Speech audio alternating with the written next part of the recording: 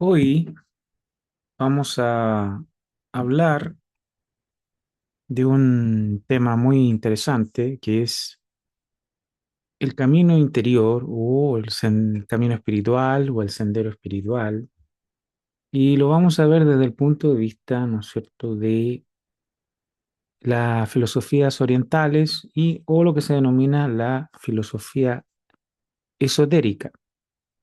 Así que vamos, ¿qué es esto de un sendero esotérico? ¿Qué es esto de un sendero espiritual o un sendero interno? ¿Qué es realmente? Se habla mucho de este tipo de temas, pero muchas veces uno no tiene claro realmente qué es espiritualidad. Y este es el tema que vamos a intentar explorar y vamos a ver que dentro del ámbito de la filosofía esotérica hay algunos elementos básicos que entran en este tema, que son bastante interesantes de explorar y que de alguna manera nos ponen más en contexto lo que realmente podría ser espiritualidad, ¿no es cierto? Entonces, hay, de acuerdo con la filosofía esotérica, ¿no es cierto? Hay el ser humano y el universo es, son realidades multidimensionales. O sea, si uno estudia algún libro de esoterismo, va a ver que el universo no es solo un campo material o atómico desde el punto de vista de la materia, sino que se nos plantea, así como también en algunas teorías científicas, que hay múltiples dimensiones en el universo, ¿no es cierto? Y por de pronto se plantea en el ámbito espiritual o esotérico que hay 7 dimensiones del ser, 7 dimensiones. A grosso modo, a grosso modo, eh, habrían 3 dimensiones, por decirlo de alguna manera, espirituales en nosotros, que son de carácter atemporales, o están fuera del tiempo tal como nosotros lo experimentamos y conocemos en el mundo material, donde acá los fenómenos van ocurriendo en un proceso de tiempo, ¿no es cierto?, de surgir y cesar de fenómenos, de aparecer y desaparecer, y todo fenómeno cíclico, ¿no es cierto? Todo lo que surge en el universo permanece un tiempo y desaparece, ¿no es cierto? Esos serían los campos materiales, sujetos a la desintegración, a la agregación y desintegración. Pero esos 3 aspectos superiores, que muchas veces tradicionalmente se le denomina la triada superior, son 3 aspectos de una entidad espiritual, que sería nuestro ser más profundo, que está fuera del ámbito de esta materia que se agrega y desagrega o del ámbito de nacer y morir, ¿no es cierto? La personalidad es puntual, nace, vive y muere. En cambio, esa realidad superior, esa triada, ese ser interior, no nace y no muere de esa forma, ¿no es cierto? Está ahí desde tiempo, es una realidad fuera del tiempo tal como nosotros lo conocemos. Y a su vez se dice que nuestra realidad va más profundo todavía hacia una entidad que en la yoga se denomina el Purusha.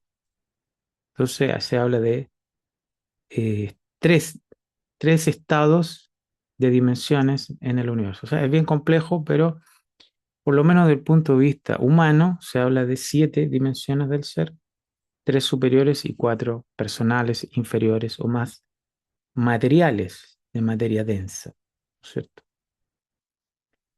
Se dice en este ámbito que la evolución humana, más bien sería la evolución del alma humana. O sea, que hay un aspecto del ser interno, de la triada superior, que está en desenvolvimiento.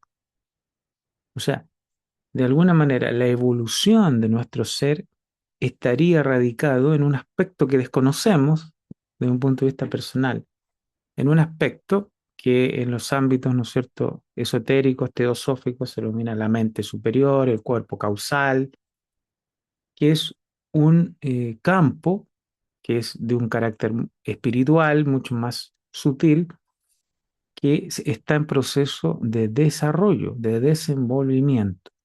Un campo que está gravitándose a elementos de carácter universal.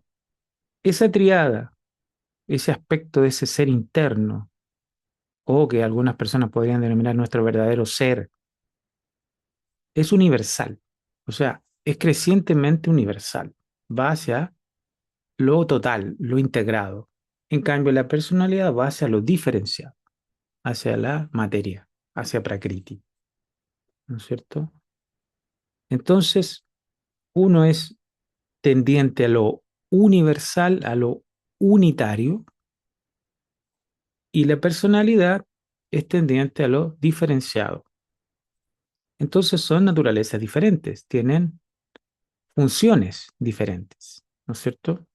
Por un lado, una es atemporal y la otra es temporal. Nace, vive y muere.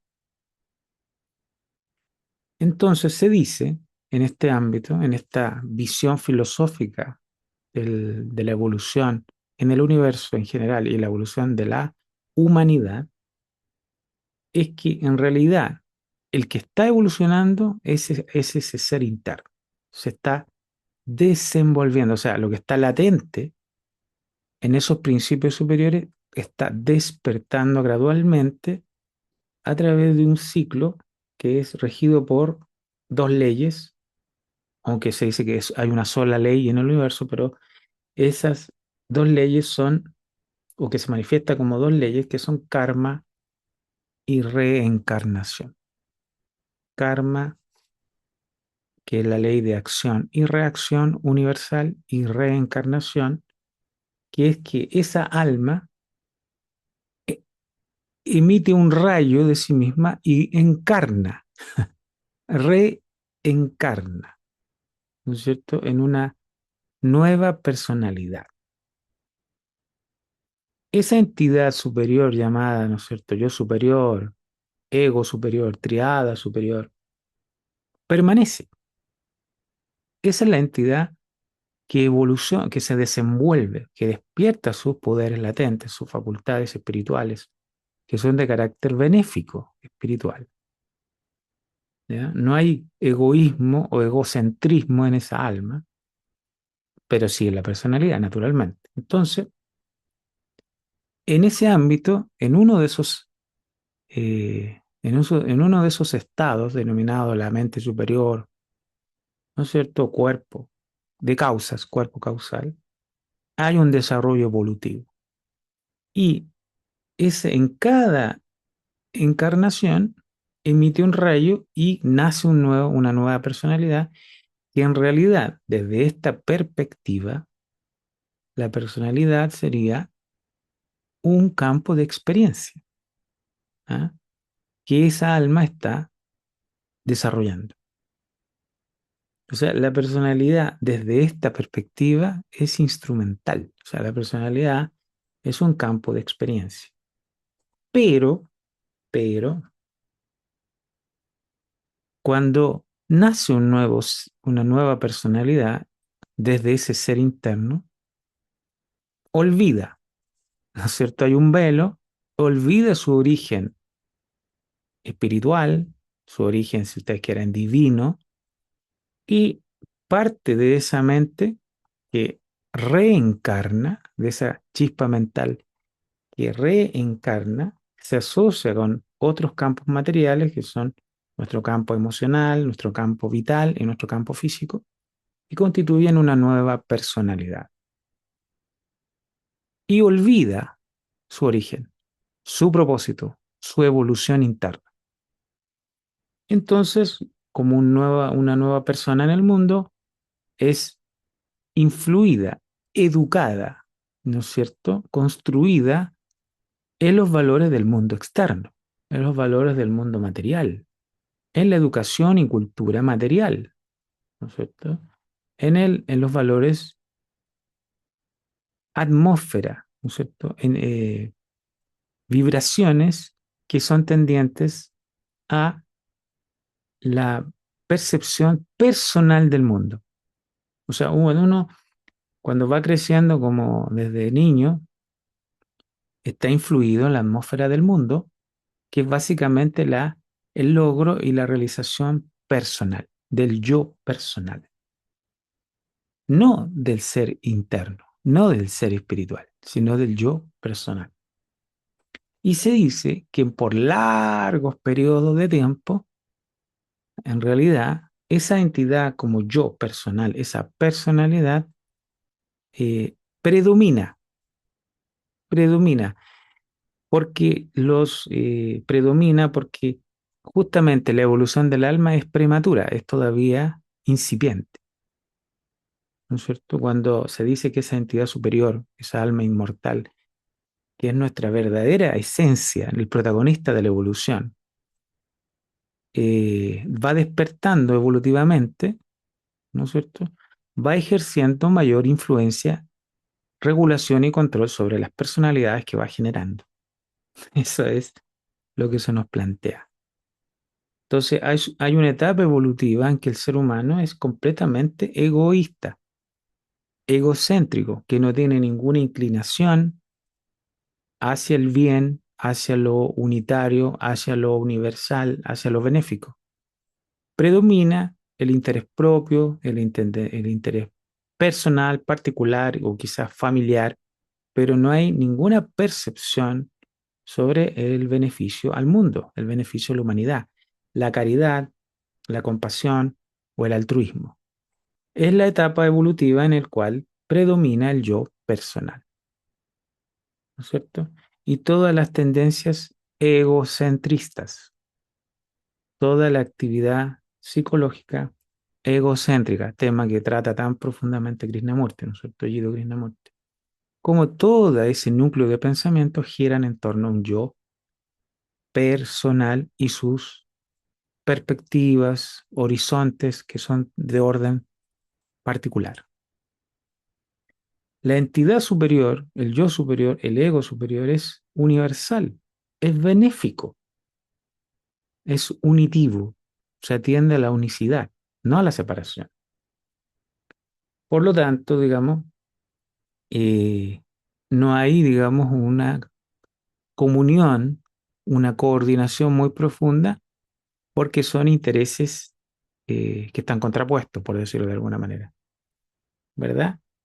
La personalidad tiende al logro y acentuación del yo personal como orgullo, vanidad, ¿no es cierto? Particular, autocentrado. Y esa atmósfera sofocante para el ser interno no le permite tener influencia en, por una cosa de vibración, por una cosa de los campos vibratorios que no son acordes. Entonces esa personalidad hace estragos en el mundo, ¿verdad? Hace muchos, muchos problemas. Por su visión es enteramente divisiva, fragmentaria. No ve al mundo como un todo, como una unidad total, sino ve al mundo como yo, mis circunstancias, digamos, interés personal o familiar o nacional, y no me importa las consecuencias de mis acciones en el resto. No me importa si sufren o se ven perjudicados, porque mi concepción y mi percepción está restringida a a las perspectivas del yo personal acentuado, ¿no es cierto? Entonces eso es una evolución, un estado evolutivo. Más evoluciona el alma, más despierta, más influencia sobre la personalidad, más ética es esa persona, ese individuo. Más benéfica, más ética, más empática, más con mayor capacidad de ver el sufrimiento ajeno, ¿no es cierto? Entonces, eh, por un largo tiempo, karma y reencarnación son leyes que afectan ese proceso evolutivo, donde el ser interno va generando y generando y generando encarnaciones y encarnaciones y personalidades en distintas épocas, civilizaciones, y se dice que son millones y millones de años de evolución para que vaya despertando ese ser interno. Por mucho tiempo domina la perspectiva de la personalidad, la acentuación del yo y lo mío. Por mucho, mucho tiempo, por muchas, muchas vidas se dice que domina esa percepción particular que constituye sufrimiento. Esto está extraordinariamente explicado en el budismo. Cuando uno estudia el budismo, las cuatro nobles verdades, y plantea que el apego, la identificación con un fenómeno separado, condicionado, material, es sufrimiento, ¿no es cierto? Pero nosotros no lo vemos, no vemos que todo nuestro quehacer y todo nuestro horizonte existencial es dukkha, es sufrimiento, porque no hay un despertar interno, espiritual. En Oriente, viveka, ¿no es cierto? Sánscrito, viveka, despertar, ver la realidad como realmente es. Estamos en un velo de nuestros deseos, de nuestros pensamientos que velan, que no permiten ver la realidad. Envueltos en nuestra nube de pensamientos personales que no nos permiten acceder a una percepción superior que es de la triada superior. Entonces todavía estamos en una fuerte acentuación de la personalidad del yo personal. Entonces, karma actúa, porque de acuerdo con estas perspectivas esotéricas, no hay ninguna acción que no tenga reacción, que no tenga consecuencia.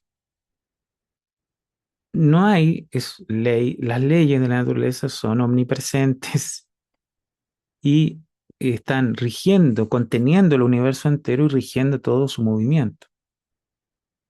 Entonces, cualquier acción en cualquier plano, ya sea mental, emocional, verbal, física, cualquier acción que nosotros emitimos y generamos una modificación en los campos de todos esos planos, mental, emocional y físico, verbal, genera un efecto.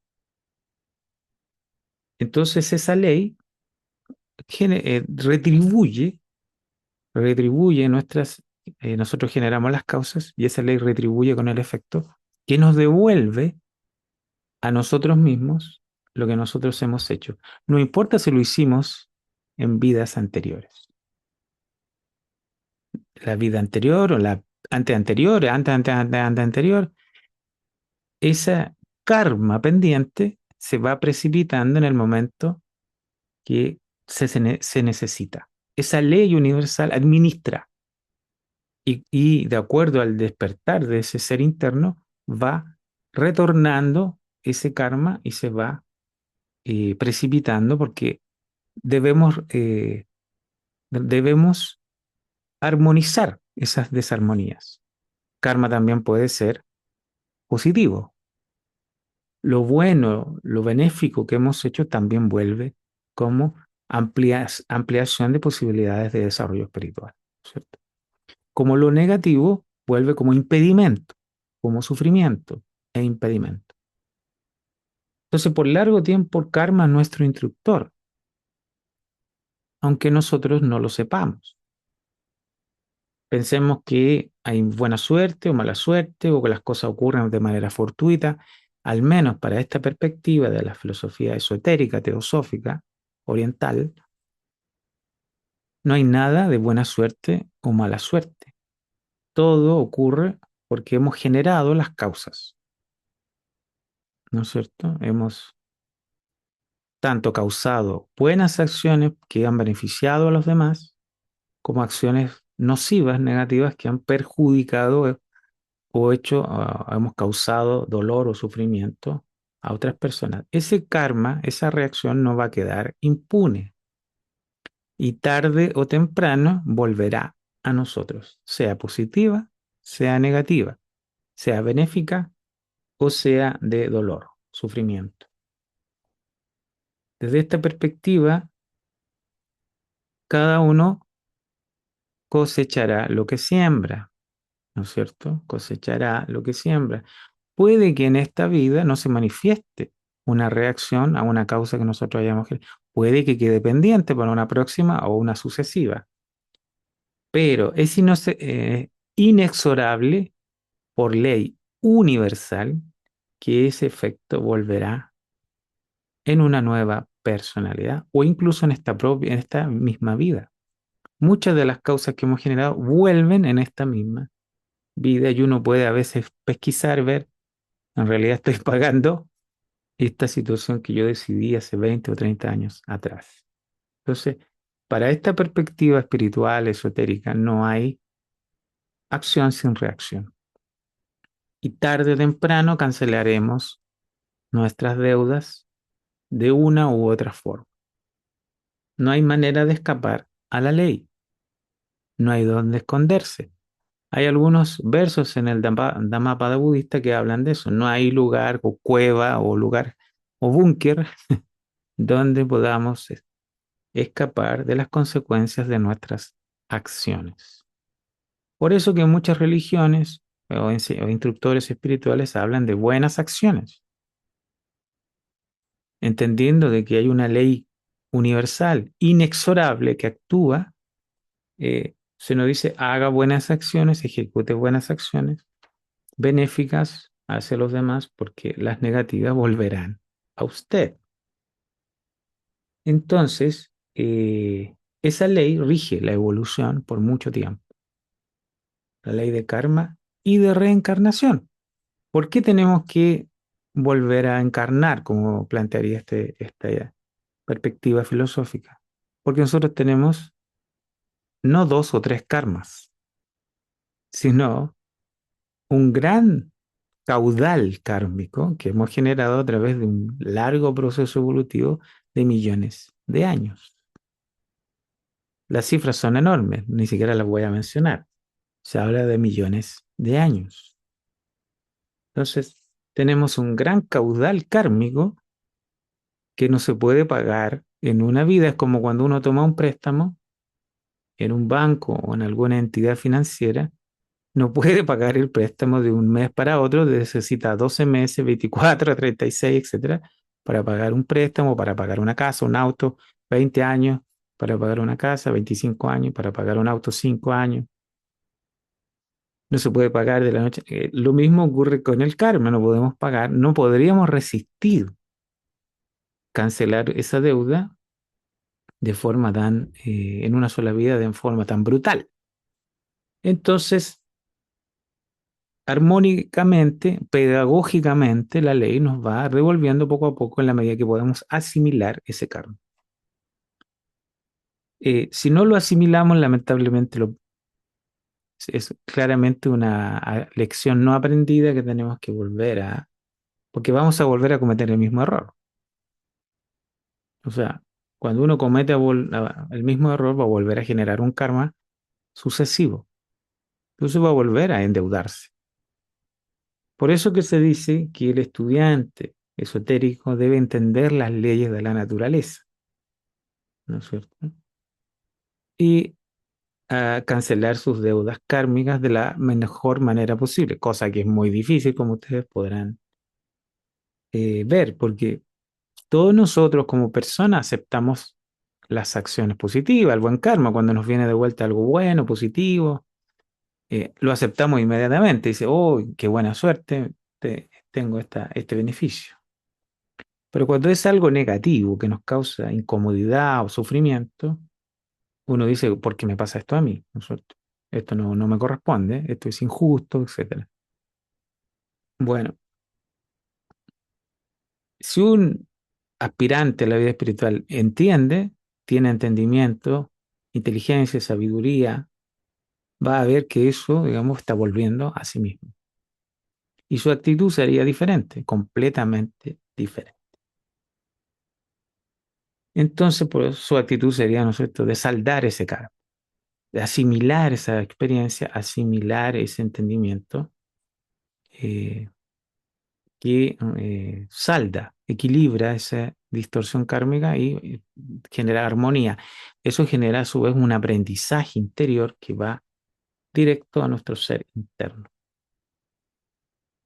Entonces, por eso reencarnamos. Tenemos un caudal kármico impresionante pendiente. ¿Por qué? ¿Por qué tenemos tanto karma pendiente?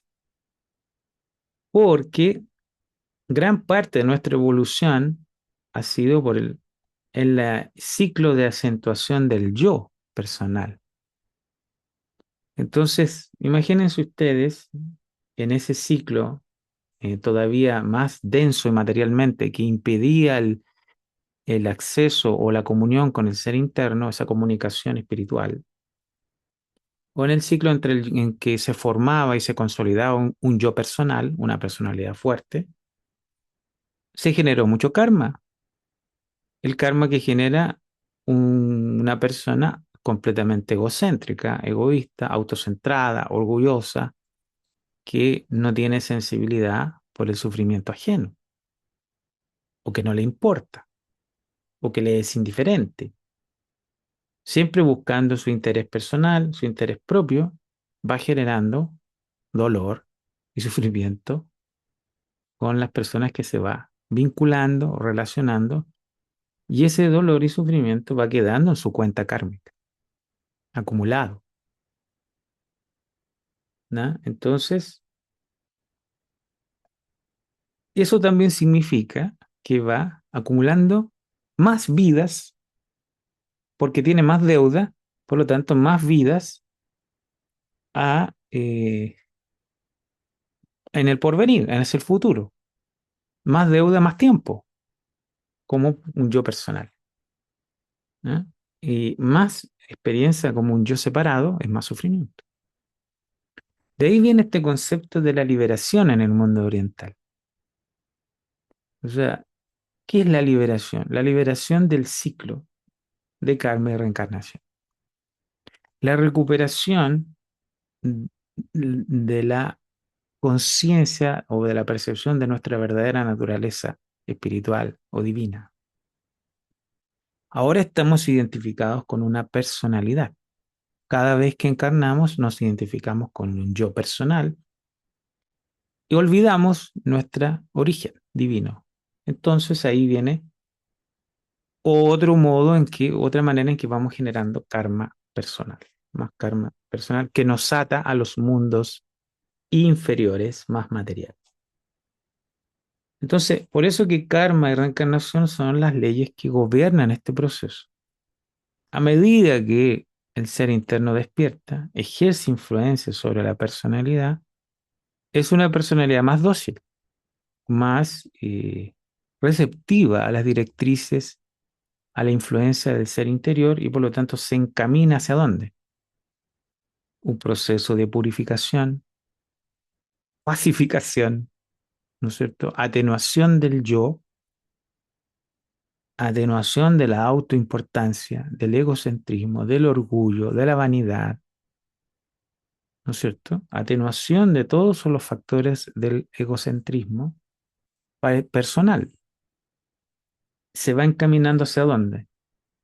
Salir del interés del mundo personal, del yo personal, hacia el sendero interno, hacia el sendero espiritual, hacia el sendero del altruismo, como opuesto al egoísmo. ¿Por qué el altruismo? ¿Por qué la compasión? ¿Por qué el amor? ¿No es cierto? Porque son las cualidades del ser interno. El ser interno tiene las cualidades de la voluntad, del amor, la compasión, la sabiduría y la inteligencia. Esas son las cualidades del ser interior, de la triada superior, en resumidas, resumidas cuentas, digamos, hablando bien en simple, porque esto es bastante más complejo. Y esas cualidades se van desenvolviendo y van despertando en el individuo, o sea, lo va sacando, lo va purificando del yo personal y del interés personal y desde esa restringida percepción de la vida, que es el yo personal. es una percepción pequeña, minúscula, con relación a la totalidad del universo, que son los estados universales, están representados, que están contenidos en el ser interno. Entonces, el despertar del discernimiento, viveka en sánscrito, ¿no es cierto? Viveka, el despertar de ese discernimiento superior, el proceso en que la personalidad se va a ir alineando con el ser interno, se va a ir entrar en un proceso más de comunión, de comunicación, de comunión, que había estado bien cortada esa relación, ¿no es cierto? Mientras la personalidad se acentuaba en ese proceso más materialista, se le llama sendero de ida hacia la materia y sendero de retorno hacia el espíritu, ¿no es cierto? Eso es como la parábola del hijo pródigo, ¿no es cierto? Sale de la casa del padre, va a experimentar su vida como bajo su interés personal y después vuelve, ¿no es cierto?, a la casa del padre hacia que representa el interés del ser interior o estado universal, volver a la unidad, salir de la unidad y volver, conocer la separatividad de la materia, de Prakriti, y volver a la unidad ya despierto con toda su evolución desarrollada. Entonces, el sendero interno, el sendero espiritual, como queramos llamarlo, ¿no es cierto?, es cuando hay un despertar más profundo en el ser interno y comienza ya un proceso en que la personalidad también influida por el ser interno, se va reorientando hacia un proceso de purificación, reestructuración, atenuación del interés propio para que, para que las cualidades espirituales del ser interno vayan predominando, vayan tomando el control de esa personalidad. ¿Por qué? Porque ese fue siempre el fin de la personalidad, ser un instrumento del desarrollo del alma, ser un campo de experiencia, un campo de expresión de las cualidades del ser. Así como un instrumento musical expresa las cualidades de un músico, ¿no es cierto? Ese instrumento tiene que ser purificado, afinado. La personalidad tiene que ser purificada y afinada para que pueda expresar algo de esa naturaleza superior. Entonces, el sendero espiritual, el sendero interno, es en alguna de sus cualidades el olvido del yo personal, del interés propio, egocéntrico, el inicio del altruismo, la compasión, que son las cualidades del ser interno. Se dice que el segundo aspecto de la triada superior es amor, sabiduría, compasión y sabiduría. Se habla en Oriente del Bodhisattva, el ser de compasión y sabiduría, el instructor del mundo. En nosotros está también ese principio que tiene que despertar. Entonces la compasión, ¿qué es? Ver el dolor, el sufrimiento de la humanidad, de todos los seres sintientes. La humanidad sufre, todos los seres sintientes sufren, ¿no es cierto? Y ese despertar de discernimiento, de compasión, nos permite ver ese dolor, tanto propio como ajeno. ¿Y por qué sufrimos? Porque nos aferramos a lo que no somos, porque buscamos, ¿no es cierto?, eh, estabilidad, seguridad en planos de existencia donde no podemos encontrar seguridad, ni estabilidad, ni satisfacción permanente. O sea, desde el punto de vista personal, estamos aquí un corto periodo de tiempo. Somos una entidad que comienza, vive y termina. y se termina y se termina, ¿cierto? La personalidad.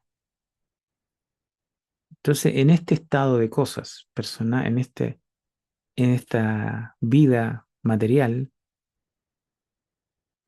¿qué estabilidad vamos a encontrar? Como diría el budismo, ¿qué refugio vamos a encontrar acá? Si todo lo que nosotros tocamos se va a disolver, nuestro propio cuerpo se va a disolver, todo lo que conocemos se va a disolver porque es materia, la materia se disgrega, se disuelve y vuelve a generar nuevas formas, pero se va a disolver. Entonces, buscamos acá nuestra realización plena y no la podemos consolidar, no la podemos estructurar. Buscamos sabiduría en el intelecto, buscamos felicidad en las emociones, ¿no es cierto? Y buscamos satisfacción también en el cuerpo. Y no podemos encontrar la sabiduría en el intelecto ni la felicidad en las emociones, ¿cierto? Entonces, eh, ¿por qué? Porque esas realidades son trascendentes, están en el ser interior. Ahí está la sabiduría, ahí está la voluntad, ahí está la inteligencia o el verdadero conocimiento. Está en los planos superiores, en los principios superiores. Entonces, mientras agotamos esa experiencia personal, hay dolor, hay sufrimiento. Y el despertar espiritual implica ser sensible o ser consciente de ese sufrimiento humano, y de ahí el altruismo, de ahí la compasión, de ahí que eh, aquellos que han despertado espiritualmente, que han avanzado en el sendero, no sé qué significa que su conciencia ha ascendido, se ha interiorizado hacia principios superiores, ven el mundo de una manera completamente diferente y ven realmente cuál es la verdadera solución a los problemas del mundo, que de acuerdo a esta perspectiva es el sendero espiritual, es la autorrealización, el descubrimiento de nuestra verdadera naturaleza, como plantea, ¿no es cierto?, la Raya Yoga, el sendero de Astanga Yoga, ¿no es cierto? Algún día vamos a estudiar ese punto tan complicado, tan interesante. Entonces, eh, ¿cuándo se inicia el sendero? Eso es completamente individual. Depende de nuestra evolución, de nuestro desarrollo, de nuestro ser interno. Pero sí sabemos que hay ciertas características que tiene el sendero espiritual, que es la atenuación del yo personal, del interés propio, del orgullo, o el orgullo. El orgullo es complicado, la soberbia peor. Esa tremenda acentuación del yo personal son gran obstáculo para el desarrollo interno,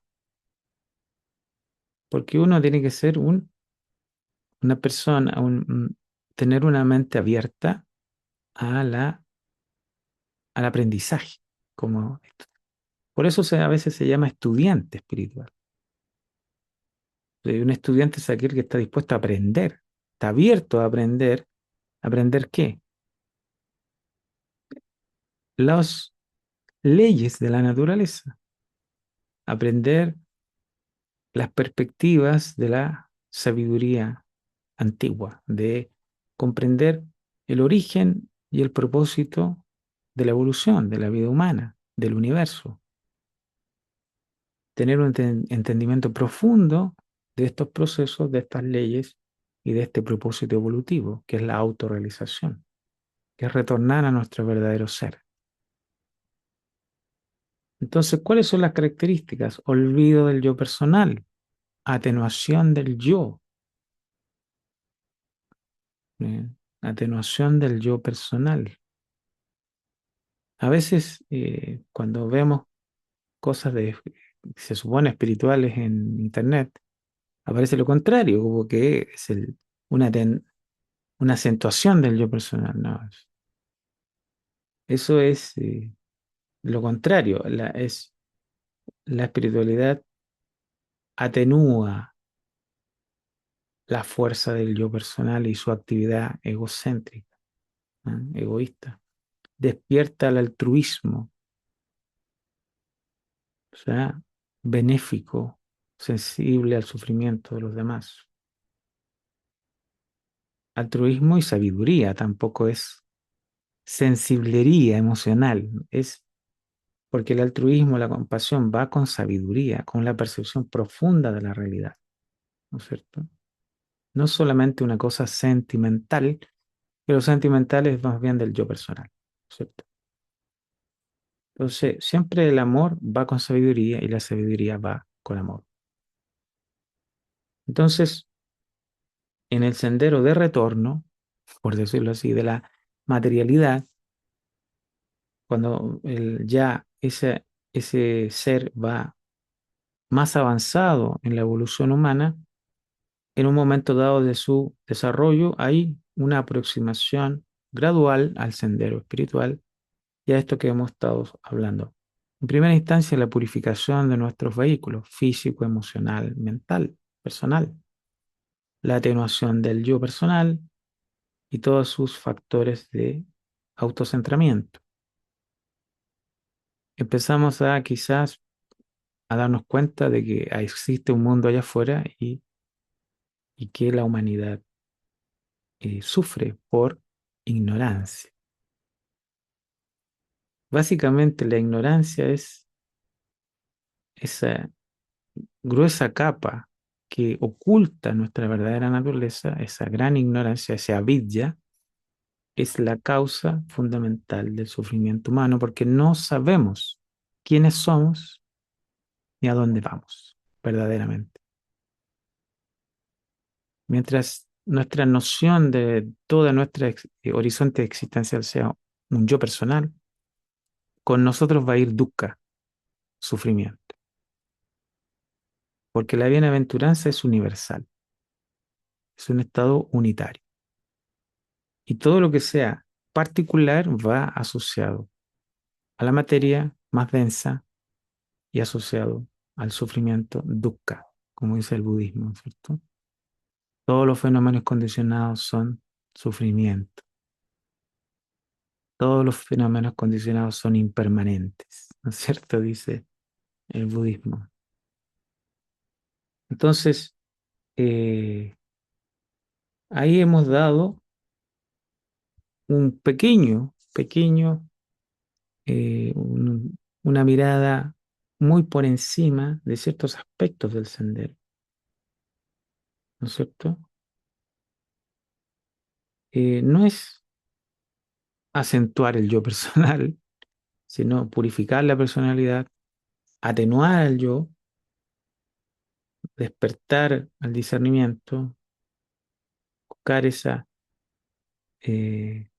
estado de también de atención diaria, atención, presencia diaria, para empezar a ser conscientes de nosotros mismos y de la naturaleza de nuestras acciones.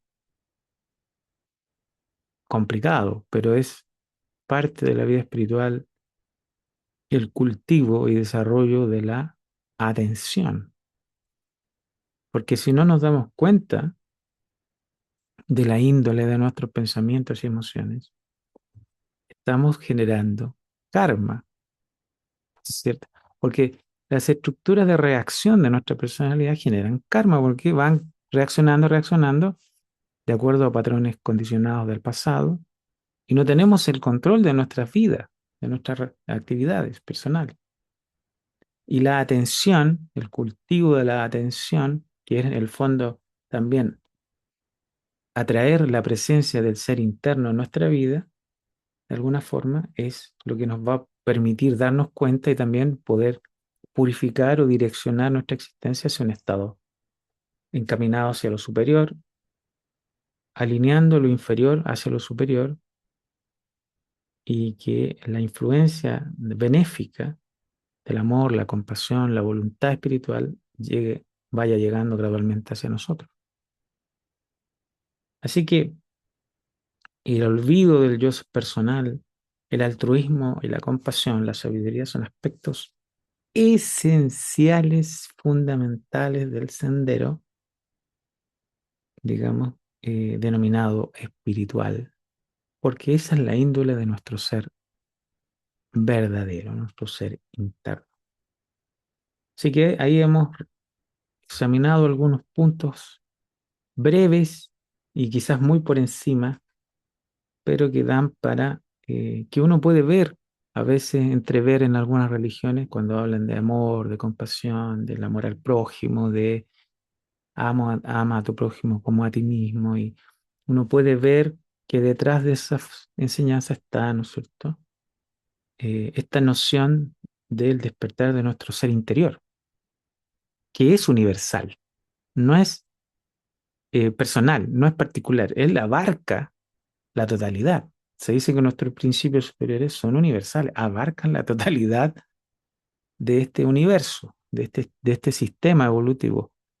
Cuando despierta un principio superior, es como una expansión, por decirlo de alguna manera, hacia la totalidad. Es como que eh, esa expansión nos hace ingresar a un estado global, un estado total, donde toda la vida está contenida. Un gran estado que no se puede casi describir, no se puede imaginar un estado que se expande hacia la totalidad del universo. Ya no es una conciencia separada, singularizada, fragmentada, sino que se expande. Nuestro ser interno es expansivo hacia la totalidad del universo, algo muy complejo de entender, pero muy, muy interesante. Es benéfico. Las cualidades de la vida espiritual son virtuosas, benéficas, el amor, la compasión, la sabiduría, el altruismo, la sensibilidad, la percepción, la empatía por eh, el sufrimiento y las necesidades de los demás. Así que bueno, algunas líneas gruesas de este proceso las hemos tratado de estudiar un poquito. Les mando un abrazo, espero que estén muy bien y nos encontramos, si se da la condición, en un próximo audio.